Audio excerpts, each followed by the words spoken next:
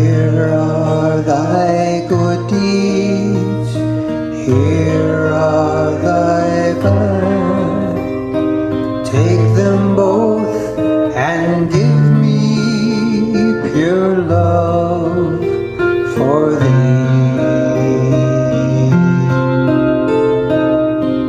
Oh, Mother, here is thy knowledge, here is thy life.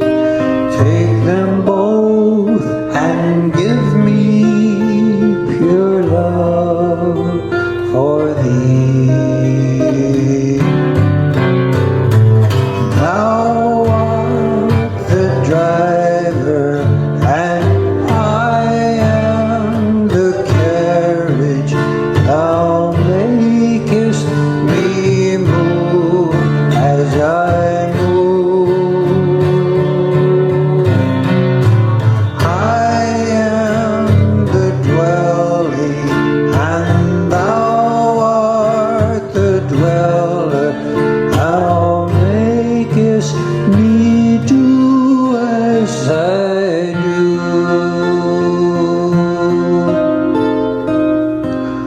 Oh,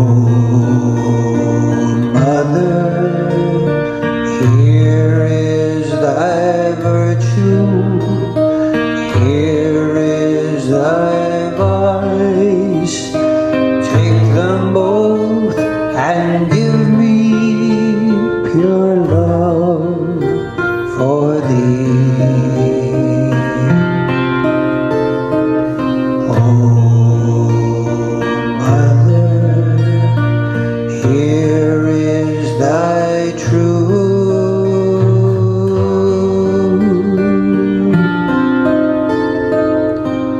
Oh, Mother,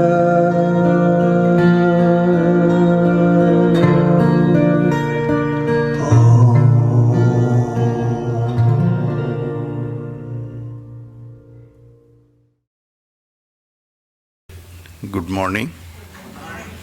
So today we are having this very important topic, that is culmination of religious pursuit. For last 2 Sundays we have been talking on this one particular subject about having a better understanding or the roadmap of the whole thing that we call our spiritual life. So we began with this subject, the topic called basic dilemma of a religious seeker. Then we went from there to the topic that we discussed last Sunday about how we can become a better person spiritually, called it grow more sattva. And then today we have come to this topic, which therefore should be the end of this discussion, which is culmination of religious pursuit. We started with that question that what is this that we call God? Is there any God? What is the proof of God? Where to find Him and how to look at Him? We don't know. Is there a God? Is there not? And if there is a God, then what kind of God it is? Is it, as some people say, it is with form, some say without form, many different attributes, qualities are associated, etc., etc. What it is about, these are the basic dilemma. How to approach that Godhead that we don't know. Nobody can show us, no proof is there, as we call proof, scientific proof. Nobody can show us anything that will make this kind of assurance anybody can give us that yes, here it is the proof.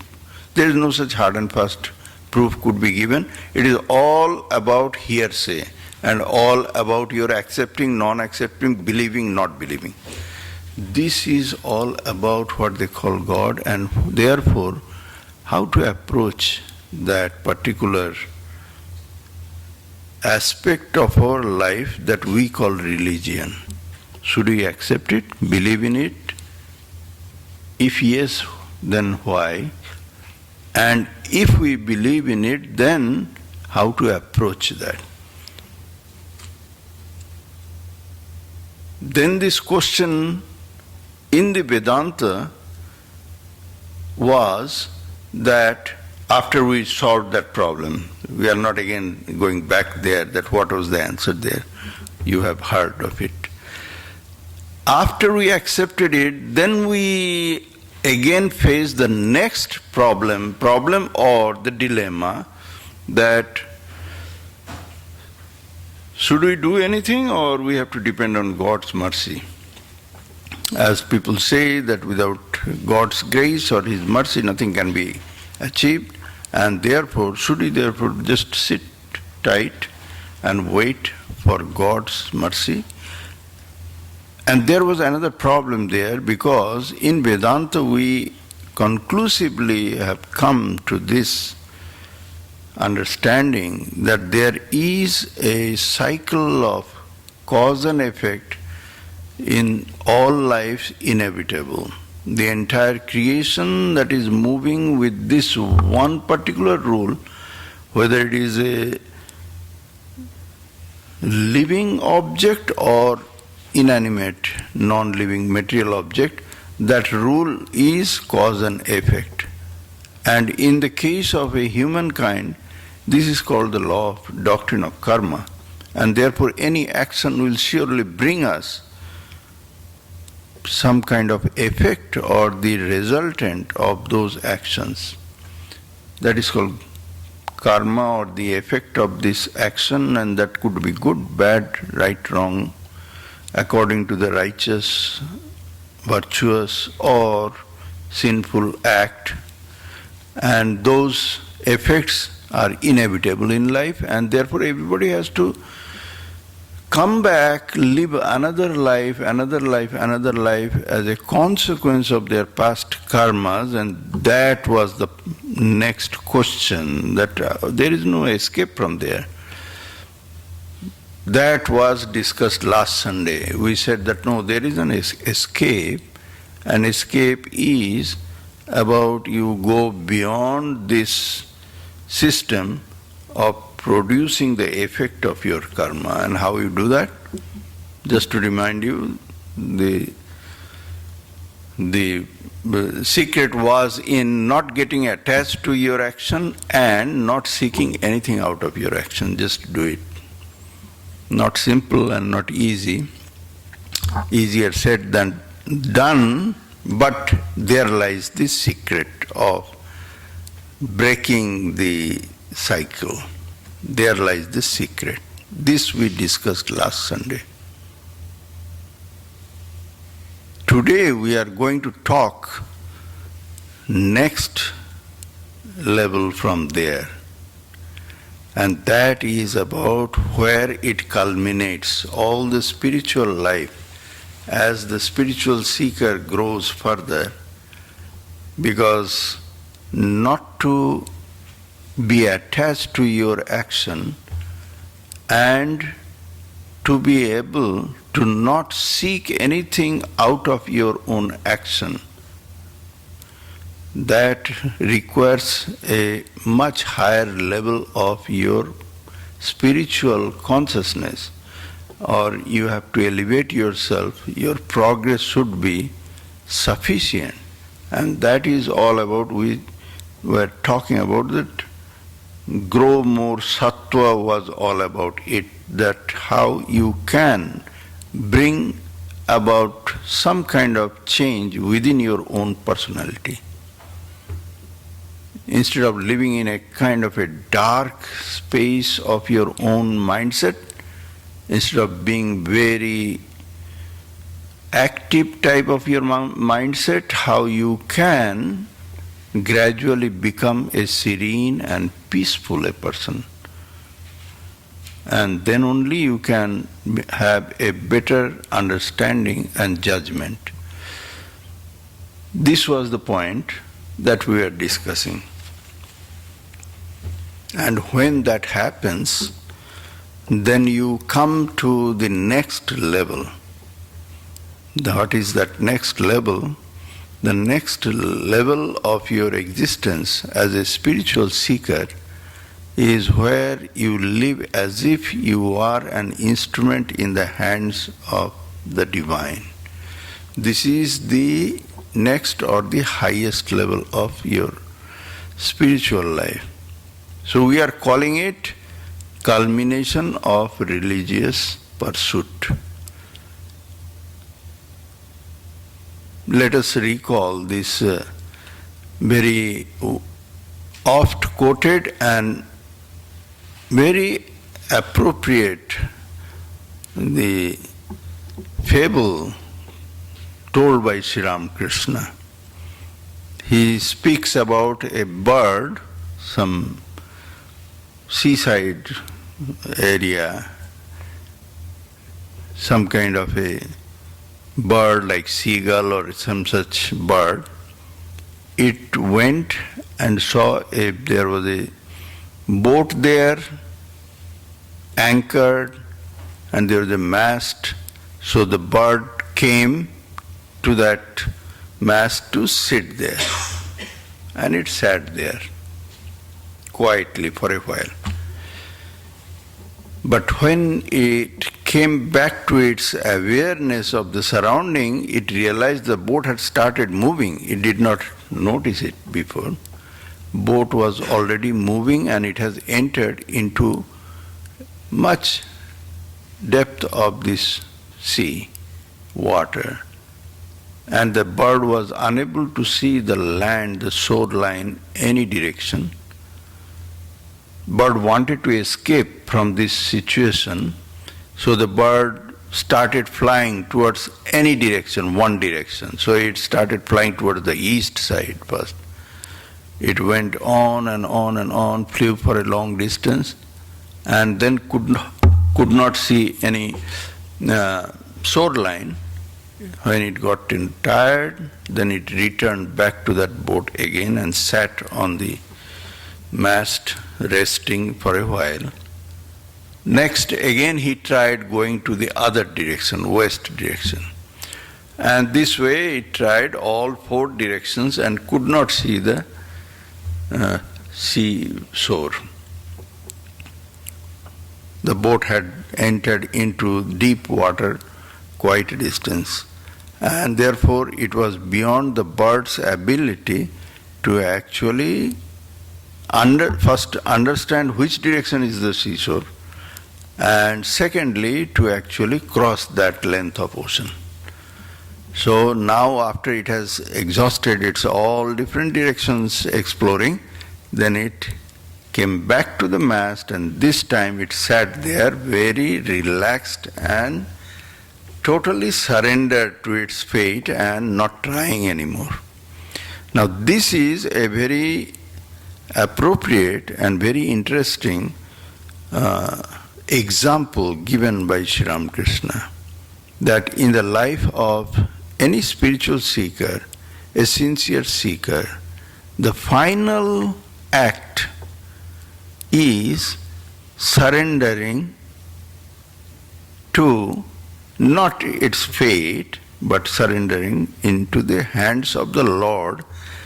Let the will of Lord fulfill in whichever way it wanted to in his or her life. This is the mindset of a spiritual seeker, and this is the final act. There have been other acts before this act, and this is the last act. So, when we talk about the culmination of religious pursuit, then we are talking about this phase of life, this stage of a human evolution, a spiritual growth, where the devotee can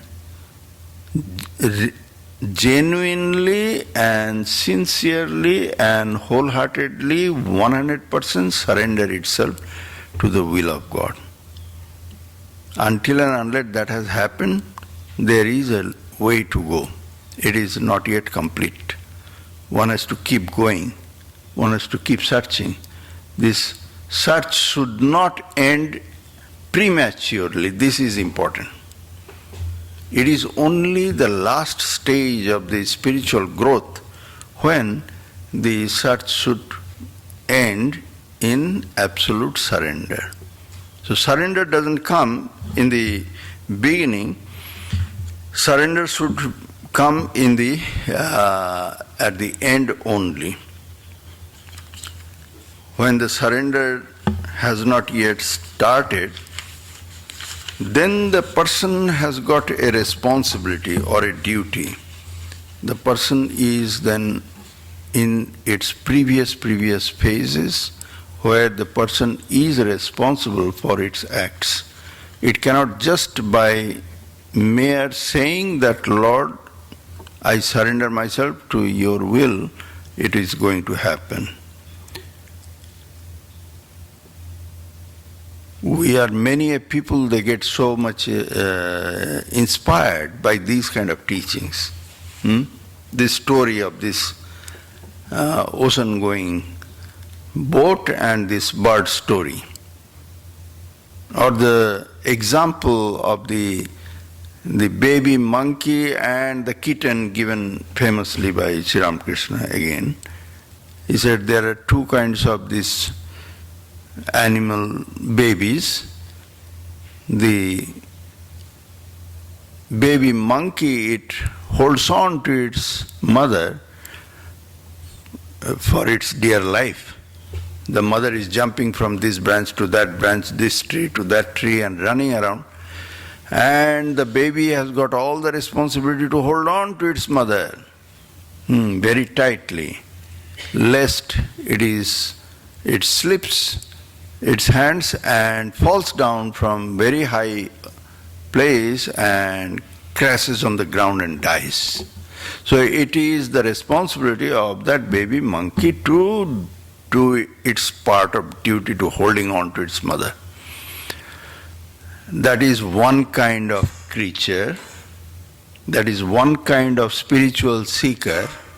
The spiritual seeker is constantly active on its grind, what it is supposed to be doing from morning till evening, going to bed, day after day, month after month, year after year, the entire life. What is the right thing to do? The spiritual seeker has been given some instruction, advices, guidances. Scriptures are there, teachers are there, and the inner consciousness is also prodding. Do this, don't do that. This is the right thing. Accordingly, the spiritual seeker is supposed to be doing. Not doing is not an option, because then you slip and fall, you crash, you die. Die means death of that spiritual life, that death. You again slip into a level of darkness from where again to emerge out will take a long time. So don't take that chance. This is one. And another kind of creature is this kitten. The kitten has got no responsibility. It is born like that, of course. These are the examples. These are the examples. The kitten is born like that. Many different babies in the animal kingdom, they are born like that. That they don't put any effort into their own protection or good or bad decision making, doing the right thing. They don't. They just leave it to the judgment and action of its mother. Mother knows everything, let her take care of it. Like the cat mother does it. So, the devotee of a different species or a kind, of a different level of maturity, of its understanding, is different kind of spiritual consciousness has arrived when the devotee can completely surrender itself to God to decide about itself, and it is not deciding for himself or herself.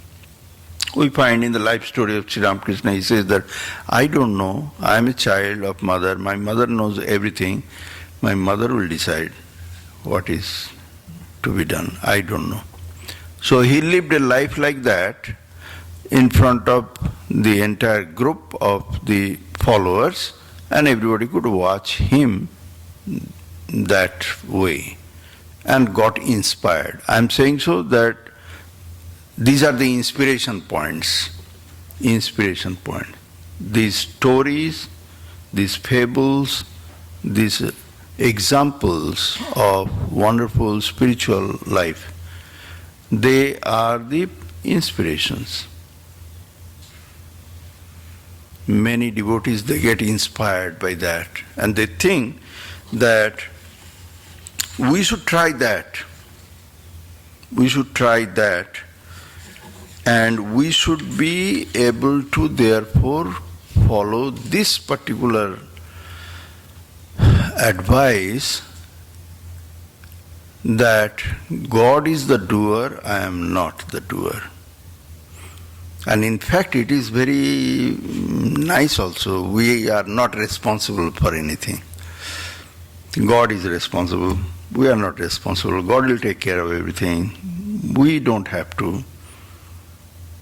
The point is that so long as a person remains in the region of ignorance or darkened consciousness, the person has got a lot of tamas and rajas qualities in it to overcome. The spiritual seeker has not become perfectly clean and sattvic from inside just by saying merely that I am not the doer, Lord is the doer, and I give every responsibility and surrender myself to the Lord, will not do.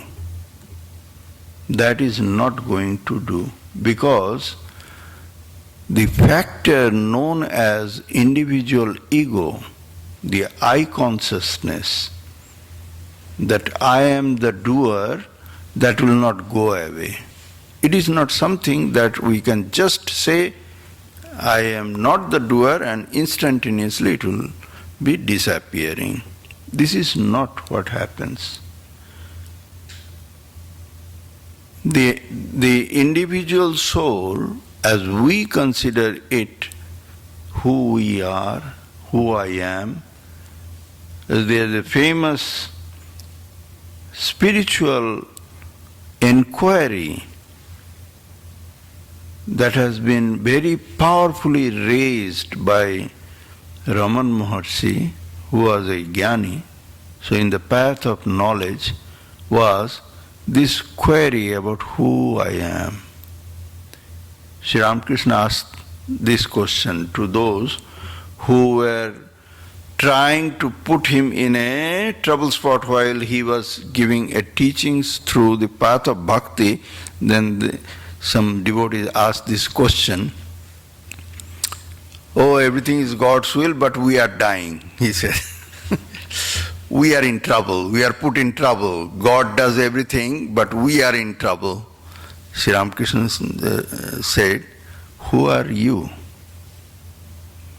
What do you think you are? He said, are you this body, this mind, this intellect, this ego inside? What you mean by saying that we are put in trouble, God is playing his leela, his divine play, and we are put in trouble. What do you mean by this we or I? Who this I you are? And then he explained that just like the onion that has got layer after layer after layer of just, you can call it skin, jackets of different levels of jackets or layers. So what is there the inside, there is no inside. You can keep peeling the onion from outside in, just it changes some color. Outside is more reddish and inside more you go inside it becomes a little less colored and then whitish, but after you have come to the center, there is nothing different in the center. The whole onion was made of only those layers. So when you talk about yourself, when you say that I give up this I am not the doer, what is that I that you are giving up? How do you do that? What is the process of giving up your I consciousness? As I mentioned, that this is the ultimate culmination of the spiritual pursuit. Religiously you are living your life, you are trying to grow from inside, becoming more spiritually awakened a person, then you ultimately reach that point where those examples of that bird who gave up all the effort and surrender itself to the boat. Let the boat take me to wherever the boat is trying to take me to. That's fine. I am not trying anymore to go anywhere, reach anywhere. I surrender myself to the boat. The boat will take me. Now this is the final idea that the devotee would be reaching. How? And that we, to some extent, were discussing last Sunday.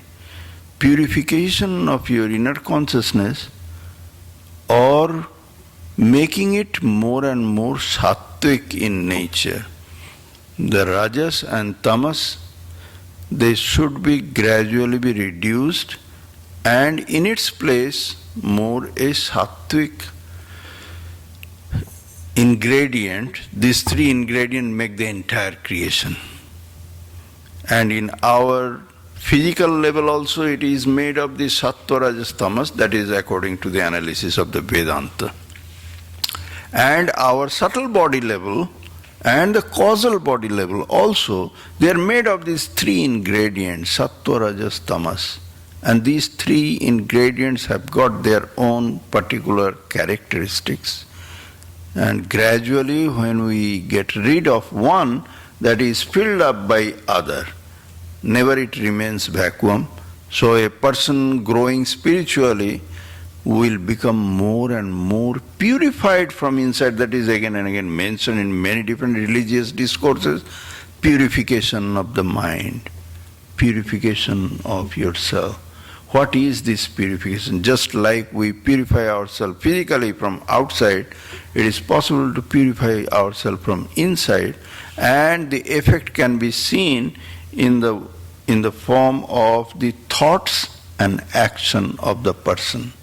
So the purification of the person, that should affect in to the person's behavior and the person's ideas and person's activity, how the person is now dealing with others. This is the way people from outside can see inside of the person. Otherwise you cannot see the inside of anybody. And that person who is purifying itself from inside and growing more and more sattvic in nature, that person, how that person knows. that it is gaining more ground and growing a little more spiritually, that person will have a better understanding and clarity about the reality of things. There is only one thing that is real. That is one all-pervading pure consciousness. Call it by any name. In the Upanishads and in Vedanta, non-dual Vedanta, they call it the Atman or they call it Brahman. That is the only reality. And they say everything else, they fade away or dissolve into this one reality and they become non-existent or unreal. When we are active in our life and they still appear to be something. In the books of Vedanta, Shankaracharya, who was the great teacher of non-dual Vedanta, when he was trying to explain what is this Maya, the Ishvara or the God, what is this God? And he says that the Brahman, it appears like a creator and the entire creation appears with the help of its own magical power, that is Maya. And this, what is this Maya? To define it, he tried to explain in many different attributes of it and eventually said it is something. It is something that could not be said it does exist, neither could be said it does not, neither could be said this way or opposite to that, etc., etc. Many different ways he tried to explain what it was, but he said it is something. Something phenomenal, mysterious, that which makes everything appear as substantial, that eventually at the height of ultimate reality, dawning to the consciousness of the realized soul, that will disappear into the ocean of pure consciousness. That gets dissolved. That which appears as substantial in our ignorant state of existence, that will disappear and dissolve into non-existence or cannot be seen or known or experienced anymore. And where does it go to? It goes into that pure consciousness and there it dissolves everything. And only thing remains is pure consciousness. Now, a person who is growing spiritually from inside, that person will have a better understanding or better realization of this truth. The truth of ultimate reality becomes more and more clear.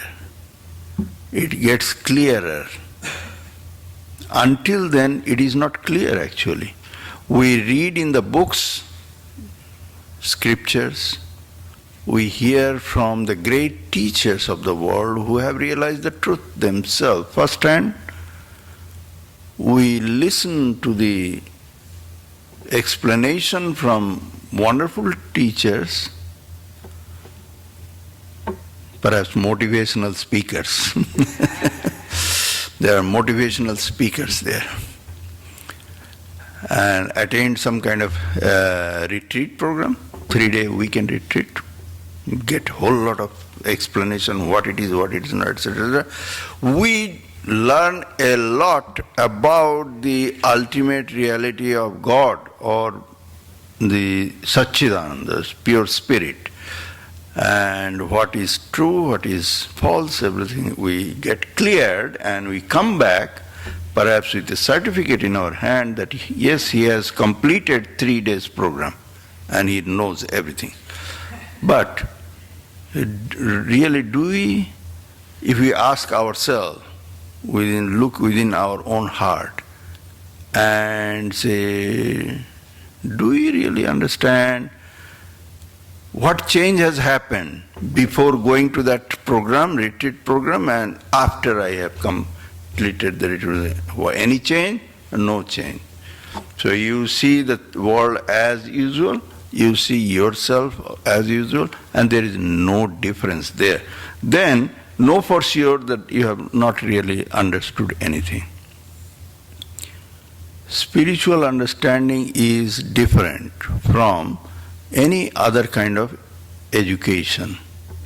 Education, all sorts of education and knowledge that we call the knowledge, they are different because all knowledge, they are based on the material universe and depend solely upon the perceptions through our five senses and the mind. This is all about the so-called entire knowledge of the world knowledge. The science, the literature, the philosophy, the anything. History and geography and art and anything. The entire world of knowledge, they solely are knowledge of the material universe. The material universe that can be perceived through our five senses and analyzed in our mind. The spiritual knowledge is different. The spiritual knowledge or the wisdom about the existence of the divine within and without, that is not a knowledge of the something matter, a matter knowledge. It is not a material knowledge. And therefore, how do we know that? With what instrument or with what help or support do we have the knowledge of that which is, that we are talking the reality? A spiritual progress from outside seen in a person is one kind, from inside a person should have another kind of understanding. That person realizes that he has got a better understanding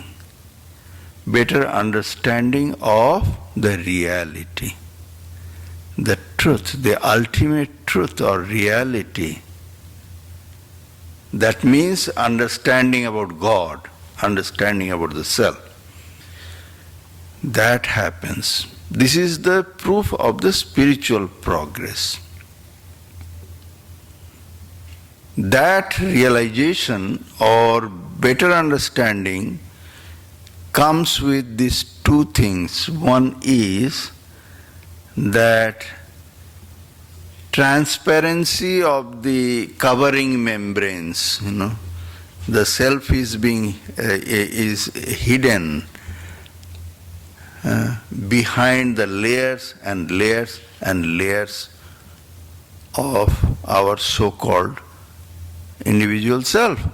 There is a layer of physical body, there is a layer of mental world sphere, there is a layer of intellectual world, there is a layer of I consciousness, I, even in the sleep we cannot get rid of that, etc., etc. Different layers they are covering something which I am really from inside, which is known as the divine being, the God resides in every heart.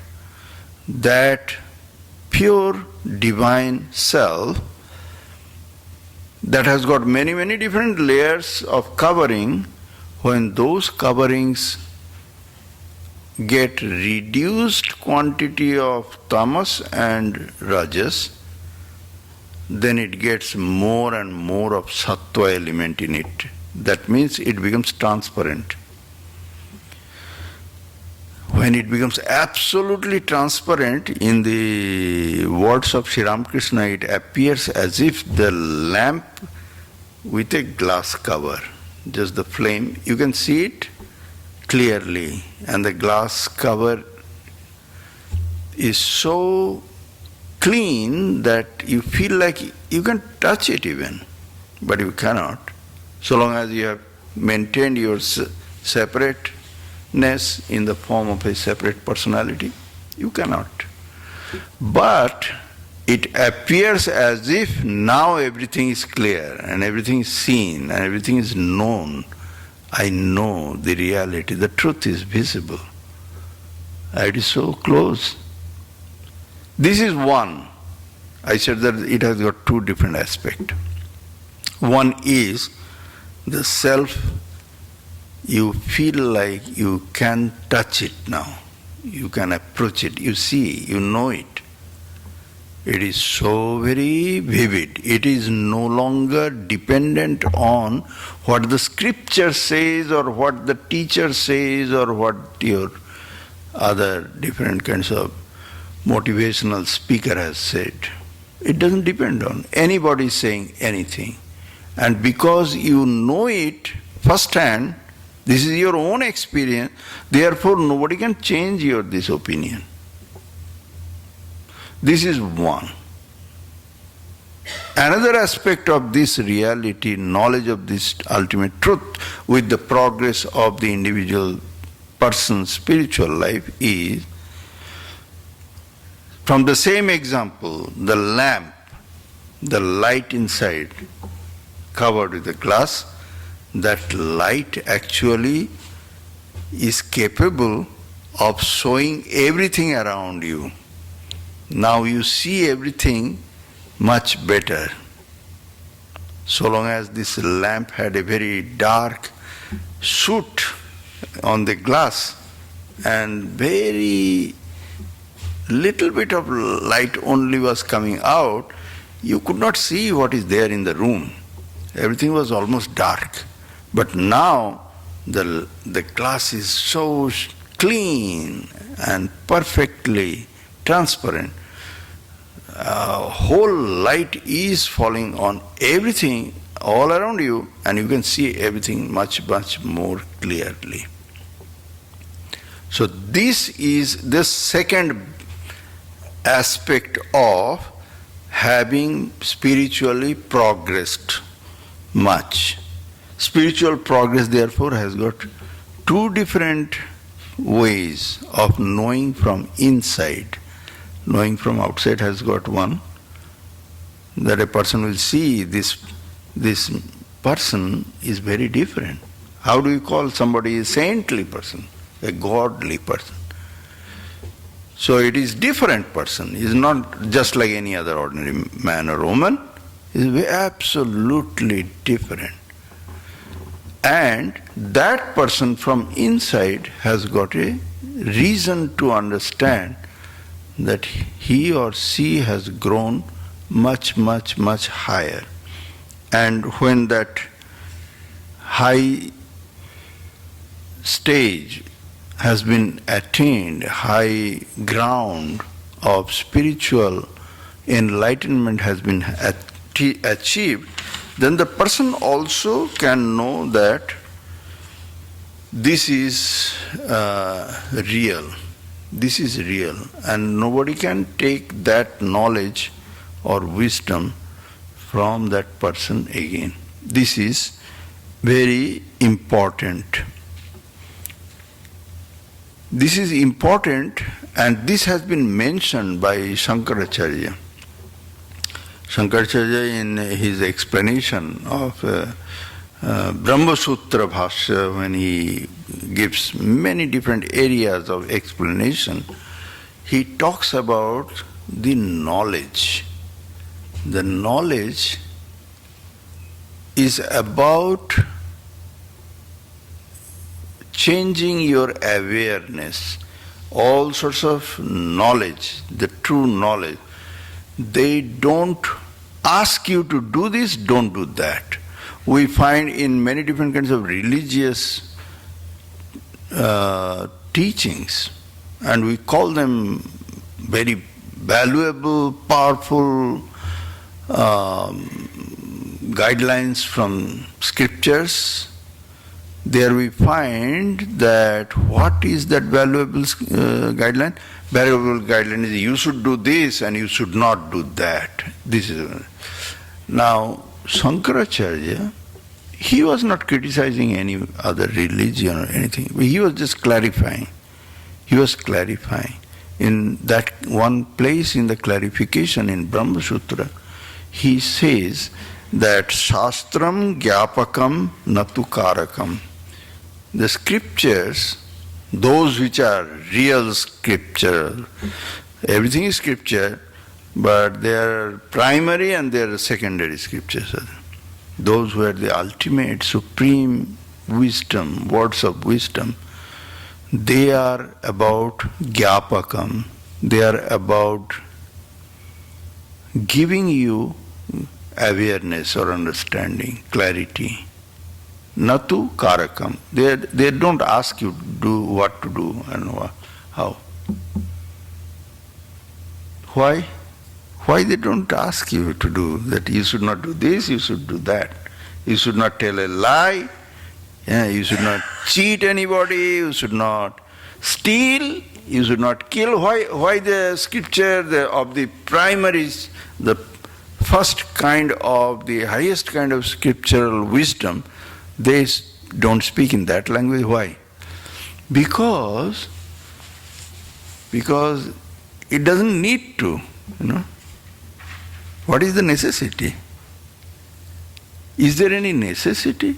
When you are more aware of the higher, superior, greater thing, when you know where is the source of light, then does it any more necessity for somebody to tell, hence you should go towards the light and don't go towards this direction which is darkness. Nobody needs to tell you. You have grown up. You are no longer a baby in the sphere of spiritual life. You are seeing clearly which direction is what. When you can see clearly yourself, then you don't need anybody's instruction. Until you can see, yes, you need advices and guidances. People should tell you. You need somebody to help you. But when you have grown up to the level where you are seeing the reality yourself, then you walk the path by yourself. You don't have to depend upon anybody. This is a very interesting teaching.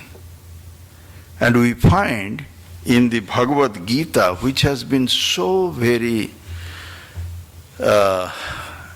praised as the essence of all the wonderful teachings of all the Upanishads in the Vedic religion, is the essence of all the great wisdom is in this one tiny book, they say.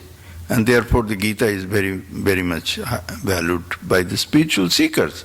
Not only those who are following the Vedic religion, but even those who are in other religions, they also find wonderful messages and wonderful guidances from these teachings of Gita. And that Gita, after giving the entire discourse, and most of you are aware of the discourse, is about asking Arjuna to not give up your responsibility, but go forward and take up your responsibility with all the interest and zeal, as if everything depends on you or your acts and everything is on your shoulder, and you cannot just drop your duty. That is absolutely against your interest. This is how the teaching goes from the beginning in the Bhagavad Gita, and he then teaches about many different things about who you are, what is this world, what is the truth about God, what is the spiritual life, why you should work and why you should not, and how they all related, and everything is, these are the explanation, that how you live your life and live your life actively. how you live your life actively, and how that will help you to grow spiritually. By just giving up your responsibility and duties, you cannot get rid of your inner inclinations of your mind.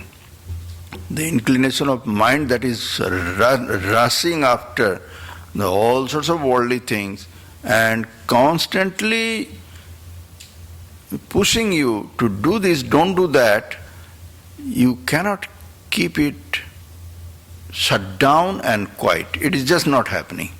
So you keep working, but work with this understanding, clarity in your mind, what you are doing, how you are doing, and what are the effect, and after this all information, how you progress. And the progress is only one progress, it is spiritual progress. And after entire lessons, there are 18 chapters. At the end of the 18 chapters come the final message. And that we can also take it as if the essential summarization of all our spiritual teachings. Where culminates the spiritual life. Then the Krishna's message, one verse says that I have told you all the valuable and most important secrets of spiritual life. Now you do whatever is good you think for yourself. He says, I am telling you, I told you, explained you everything that is most powerful, most valuable in all human life, whether you live a worldly life or a religious life, it is very valuable, all these teachings. And it is absolutely valuable for your spiritual life. So now you have understood everything, now you decide what you want to do. This is a very important step that a spiritual life has to take. It is not about somebody is pushing or forcing that you have to go and live a religious life. This is irreligious and that is religious. So I am asking you, don't go there, do this. That is for babies. That is for babies. That is for when the Gita chapter 1, chapter 2, chapter 3 like that. Not at the end of 18th chapter. It is like, okay, we have walked a long distance and now you must be fully cooked and mature enough, and you should not be now needing anybody's any advice or guidance, because you have learned everything. You have understood that what is good for you. In fact, that is how all the wisdoms are given to a mature person. Doctor cannot force you to drink the medicine. Doctor can prescribe you the medicine. Or a nutritionist can tell you that what helps in your condition, what is beneficial, what is not. All the highest wisdom of science is all about that. That they can open your eyes, and there actually you have to take the next step. The next step of doing it, not doing it, or remaining indifferent. Kartum, akartum, annatha kartum. This is your decision. You have to be mature enough to take your own decision and then live your life accordingly, because now you understand what are the consequences or what are the benefit of what. Now you do this. And after saying that, then there are two other verses which Sri Krishna says that this I am telling you because you are my very close to my heart, my dearest. It is like the God incarnate talks to its closest of the disciple, like Sri Ramakrishna talking to Naren, Swami Vivekananda, this kind of thing. That, okay, close the door, windows, nobody listens, I am telling you.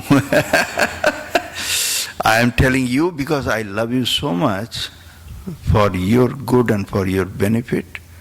I am telling you my opinion. If you ask my opinion, you are free to take your own destiny, whatever you want. But if you ask me, then I tell you, this is the final word I tell you, but don't tell it to anybody. In the Gita also it is said, after these two verses that he will be telling, then he says that this should not be told to anyone who is not devoted, who is not fully dedicated, who is not believing in me, etc. Don't tell anybody. This is not for just everyone to just tell it. No, don't. This is I am telling to you specifically because you are so close to my heart that I want to see you benefit from this.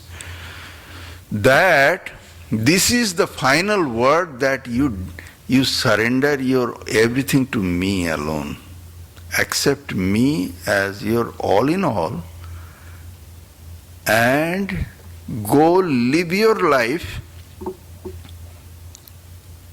and live your life as if you are doing my job, surrendering everything to me alone, and it is not your life, it is not your benefit, it is not your anything.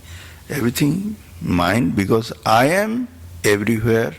It is me alone who is appearing in the form of everything.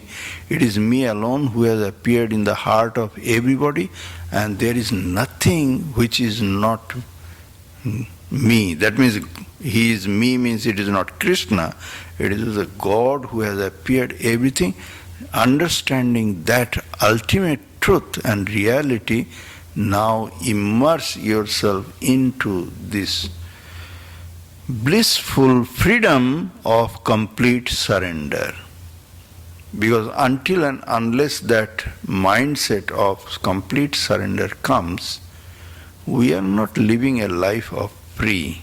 We are afraid, we are doubtful in our mind, we are constantly fighting against the nature everywhere, and we are trying to protect ourselves from failures and defeats, and now and then we are unhappy, dissatisfied, disappointed, and all these things, because it is a constant struggle going on and we are never the winner. We think occasionally we are winner, but that is childish. When we have got this higher, superior and ultimate realization that it is this divine play of the all-pervading pure consciousness or God alone, and I am just a part of that play going on, it doesn't matter, then you are never defeated and you have nothing to worry about. You have to just live your life completely surrendered to that superior, higher divine will. This is the highest wisdom of all spiritual teachings, and we find that every religion, major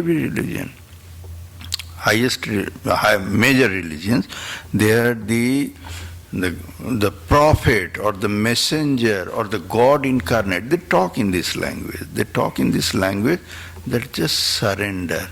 But so, should we therefore surrender immediately and say, okay, then God only is my master and I am not the doer and he is the problem is, there was a devotee who was listening to this teaching of Sri Ramakrishna when the Swami, who was giving the little discussion, the story about the bird who flew to the east and the west and the north and the south, and then finally surrendered to its fate and sat on the mast of the boat, never to fly again to any direction, not put any effort, and just resign to whatever now comes, it is surrender.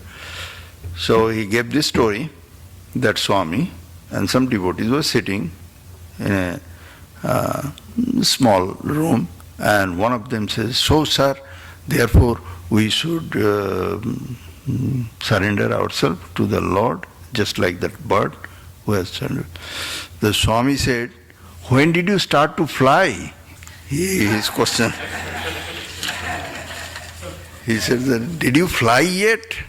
Did you try east, west, north, south and exhausted all your strength and effort, and your wings are so very hurting and you cannot do anything else? Have you finished all this thing? If you have done it, then yes, then you surrender. Until then, keep flying," he said. Thank you.